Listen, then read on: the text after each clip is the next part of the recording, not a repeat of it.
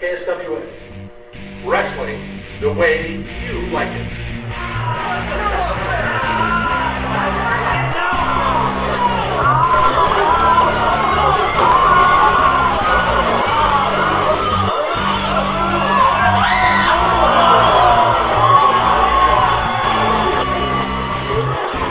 Hello, I'm the KSWA's most underrated wrestler, Jonny Axx, and alright, well, welcome to the inaugural podcast of the Keystone State Wrestling Alliance podcast.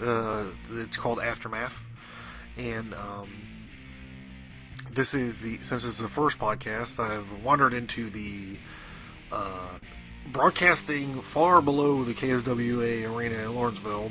I checked in for the first time, and I have this engineer waiting for me outside this little glass window, and I come in and sit down in the studio, and I notice there's this gigantic book in front of me. This is rules and regulations regarding conduct on KSWA Aftermath from the commission and the commissioner, signed Gentleman Joe Perry, undersigned by Bobby O. And this thing is huge, and it's filled with things that I'm supposed to not talk about and am supposed to talk about, and terminology that I'm supposed to use and whatnot. So I'm trying to read this. I guess they thought that I was going to get here at like 6 o'clock this morning. However, not. I stumbled here from across the street a couple minutes ago. And from what I understand, this engineer is charging us $85 an hour, so I gotta get moving. I do want to talk one thing about this manual, because it's sort of huge and ginormous, and there's a note in here stating that I'm not supposed to refer to myself as the official voice of the Keystone State Wrestling Alliance. So from here on out, everyone is to refer to me as the official voice of the Keystone State Wrestling Alliance. I guess maybe that's already taken or whatever, but so that's I'm gonna get some t-shirts or something printed up with that. Put that on my list of things to do. Alright, let's get into the show. Alright, so we're coming off of this is only a few days after the Joe Abbey Memorial Tournament, the 5th annual Joe Abbey Memorial Tournament. So a lot of this stuff is still fresh out there. Videos are still being posted, stuff is still being talked about, and some people are still convalescing, myself included. I am living my life 6 Advils at a time because of something that happened in the first round of the Joe Abbey tournament, but I'm sure there's going to be more on that later. Anyhow, I'm supposed to have someone here to help me talk about the results, but they're not here, so I'm not a newsman. I'm more of a personality guy, so I'm going to try to get through this as speedily and painlessly as possible. The Joe Abbey tournament took place, the 5th, I keep forgetting it, 5th annual Joe Abbey Memorial Tournament took place March 24th, 2012, which was just last Saturday. Del the King Douglas, or the King Del Douglas, and the Jester defeated Iceman Tony Johnson and Rick Rumsky to advance to the finals of the Joe Abbey Memorial Tournament. The next match was a good friend of mine, Ali Qaeda, and he defeated Diamond Dave, and that was like the Walking Wounded when they came out of that match. It was quite a battle. One of them had a broken nose, the other one had some sort of pulled leg muscle or something. I don't know, I'm not an ER physician. The next match was the KSWA Tag Team Champions Lord Zoltan and Justin Sane, collectively known as Party Gras, defeated Nasty Nick Crane and Sean Blanchard. Now, Nasty Nick Crane is some sort of Canadian, and Sean Blanchard is the enforcer Sean Blanchard of the famed VIPs. The next match, which was difficult, it is difficult to watch, you can find it on www.jonnyx.com, is Jack Massacre and Chris Cash versus Jonny Axx and Bobby Badfingers, and this was part of the Joe Abbey Memorial Tournament, where Jack Massacre and Chris Cash defeated myself and Bobby Badfingers. Subsequent injuries and much pain still subsiding to this day.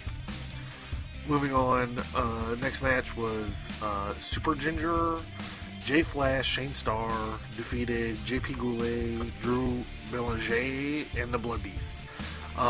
What this write-up does not contain, however, I was able to watch a little bit of the end of this match when I was coming to in the back, when I looked and I saw my old tag team partner Blood Beast basically killing everyone in the room. There were Canadians on one side, there was Gingers on the other, and there were the champions everywhere else. So he must have got sick of what was happening there. I didn't get to see the watch match, but like I said, I was I was in a lot of pain. The next match was the KSWA Heavyweight Championship. Dr. Devastation, Lou Martin, who will be a guest later on in the show, defeated Latin Assassin and Mitch Napier in a triple threat match. He's got the trash bags to take out the trash.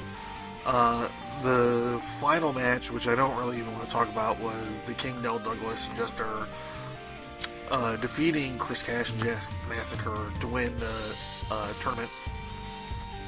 I'm not saying that I don't want to talk about it because Jack and Chris lost. I would love to talk about it because they lost. However, I don't know how these two guys went against him. Anyhow, moving on. That's the that's the official results here from KSWA Aftermath.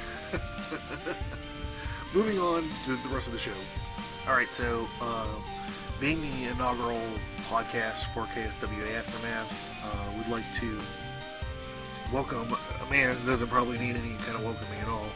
I have Dr. Devastation himself, Lou Martin, who is the KSWA Heavyweight Champion on... Alright, well, we're kicking the podcast off right. We got our first inaugural guest, and he's none other than Dr. Devastation, Lou Martin, who is the current heavyweight champ. Lou, how's it going?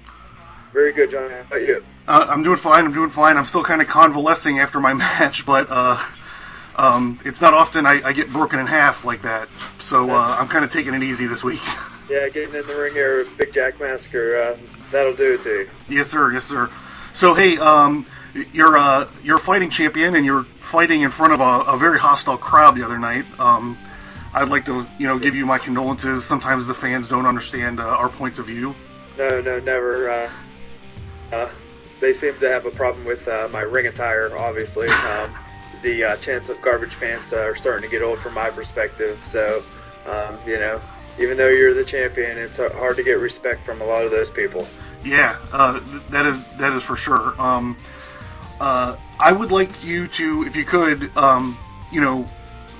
since this is our first podcast, I kind of want to start from like the ground level. Can you kind of explain how it is that you got the title? I know it was under some people would say dubious circumstances. Yes, so last year I won Battle Bowl, which is our annual January event where it's kind of a battle royal type format match, and the last four combatants left or awarded contracts. I was victorious last year, and from actually a lucky circumstance, Justin Sane actually was the person that was awarded the first contract, and in thinking that he was going to select the KSWA heavyweight contract in normal just in same fashion, he chose not to do that and selected the tag team contract, which worked out in my favor and allowed me to kind of capture the contract that I was looking to get in the KSWA Heavyweight contract. And from there, once that contract was secured, I kind of just waited, kind of lurked in the weeds, and as Ali Qaeda and Latin Assassin kind of did their thing and beat the crap out of each other through most of last year. And in December, I found an opportunity where at the end of the Fatal 4-Way for the KSWA Heavyweight title, Mitch Napier come out on top, but in kind of the waning minutes of my contract, I decided to cash it in. Kind of, in many people's views, took advantage of Mitch Napier, kind of in a not so stellar state after a pretty hard fought match, and pulled the wool over